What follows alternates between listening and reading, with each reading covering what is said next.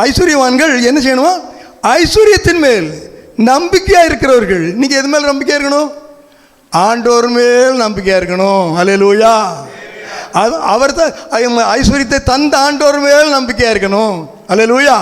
ஐஸ்வர்யத்தையும் கனத்தையும் எவனுக்கு கொடுத்துருக்கிறாரோ அதை அனுபவிப்பது தேவனுடைய அனுக்கிரகம். பிரசங்கில் இருக்கா?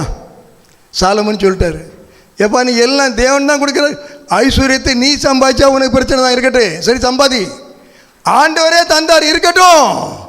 ஆண்டவர் தந்தார்னு சொல்லி நீ கண்ணு மண்ணு தெரியாமல் நடந்தீன்னா அதுக்கு பிறகு அவர் ஒரு கையெழுத்து வைக்கணும்ப்பா. என்ன கையெழுத்து? நீ இதை அனுபவிச்சுக்கப்பா சரியா அப்படின்னு வைக்கணும். அந்த ஐஸ்வர்யம் இருந்தாலும் அதை அனுபவிப்பதற்கு அவர் அனுக்கிரகம் பண்ணணும்ப்பா. வேதம் எவ்வளோ நல்லா இருக்குது பார்த்தீங்களா? அல்லேலூயா. அவரோட இணைஞ்சு வாழ்ந்தா எவ்வளோ நல்லா இருக்கலாம் பார்த்தீங்களா? ஆண்டோட இணைஞ்சு வாழ்ந்தா எவ்வளோ நல்லா சுகமாக இருக்கலாம் பார்த்தீங்களா? நாம் அவரை விட்டுட்டு உலகத்தில் மனுஷனுடைய அநேக காரியங்களில் சமுதாயத்தில் இணையறனால தான். சமுதாயம் வேணும் வேண்டான்னு சொல்லலை, அதனால் ஆண்டவர் இருக்க இடத்துல எதை வைக்கக்கூடாது? சமுதாயத்தை வைக்கக்கூடாது.